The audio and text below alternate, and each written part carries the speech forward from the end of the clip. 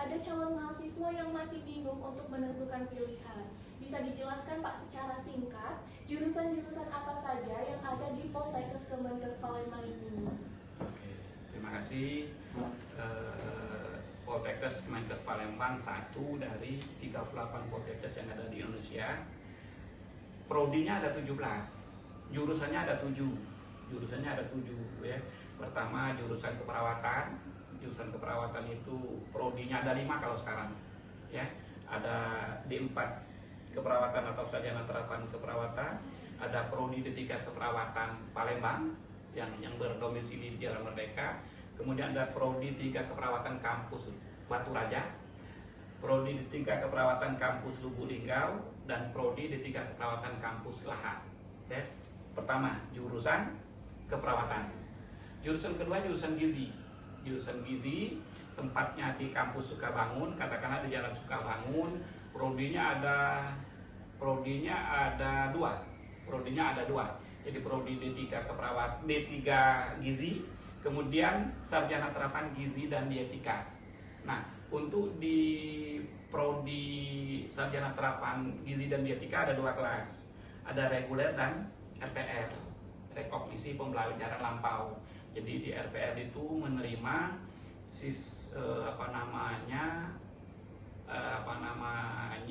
yang dari lulusan D3 gizi untuk meneruskan D4 gizi atau sarjana terapan gizi dietika. Kemudian jurusan ketiga kebidanan.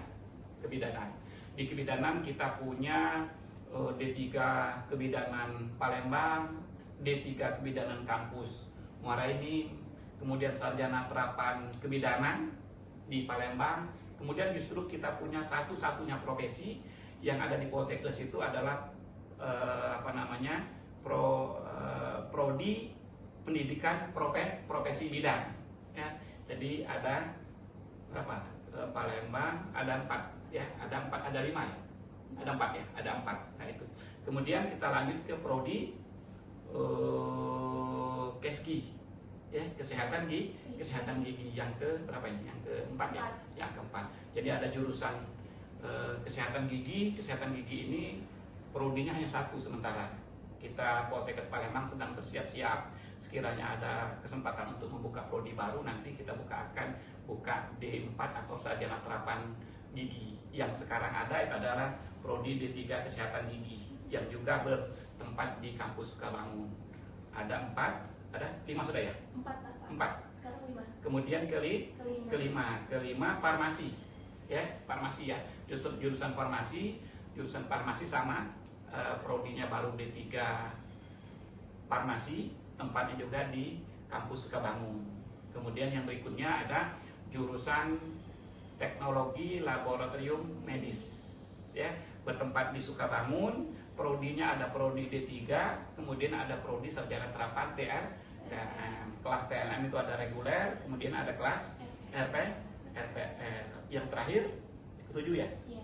Ada jurusan kesehatan lingkungan, ya, kesehatan lingkungan. Ada 2 prodi di situ, ada prodi sanitasi D3 sanitasi, kemudian ada prodi yang satu-satunya yang ada di Indonesia, prodi D3 pengawasan epidemiologi yang beralamat di di belakang Kodam ya, di jalan Jalan Mawar ya, ya, Jalan Mawar. Nah itu jadi praktis Poltekkes Palembang punya 7 jurusan, ya, 17 prodi.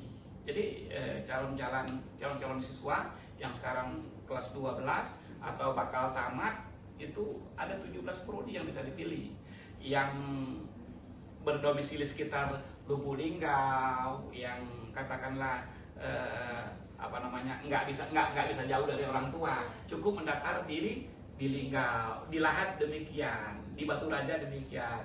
Aku sangat tergantung dengan orang tua gitu kan, aku nanti homesick mulu gitu kan ya. Jadi mending aku cukup kuliah di Muara Enim misalnya kan. Di Muara Enim kan ada kebidanan Muara Enim. Nah itu mungkin untuk jurusan dan prodi. Ternyata banyak sekali ya sobat kampus jurusan dari Poltekkes Kemenkes Palembang ini sendiri. Nah mungkin muncul pertanyaan yang paling sering nih Pak, apakah boleh daftar lebih dari satu jalur? Dan jikalau kita gagal di satu jalur, apakah masih bisa ikut di jalur selanjutnya? Ya, ini betul ya. Ini banyak ditanyakan.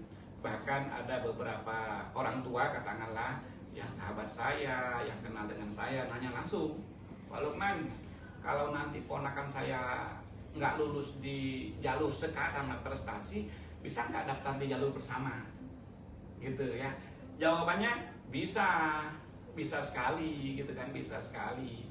Jadi nanti pengumuman di besok yang jalur prestasi dan MBR, kalau belum beruntung kemudian jalur bersama buka, daftar di bersama. Ya, daftar di bersama gitu kan. Nggak berhasil di bersama, daftar di mandiri. Betul, sangat mungkin dan sangat bisa untuk mendaftar, artinya bahwa tidak ada blacklist. Ya, tidak ada oh ini ditandain, nggak boleh lagi untuk daftar di jalur bersama. Nggak, justru bisa. Nah, jadi buat sobat kampus yang calon mahasiswa, jika kalian belum rezeki di satu jalur ini, kalian bisa mengikuti di jalur berikutnya ya Pak. Nah, terakhir nih Pak, mungkin bisa berbagi tips dan pesan buat calon mahasiswa supaya lebih siap dan tidak salah langkah pada saat mendaftar. Ya, terima kasih. Jadi di pengumuman kita itu salah satu yang harus menjadi syarat, katakanlah, kami jelaskan di poin-poin pertama bahwa calon peserta harus membaca seluruhnya yang menjadi syarat. Kadang sekarang tuh kan anak-anak ini pengen cepet aja gitu kan, langsung tanya, padahal di situ sudah jelas bahwa ini loh yang harus disiapkan, ini loh yang harus ada, tapi potong kompas nanya, padahal di situ jelas. Baca dulu, runut.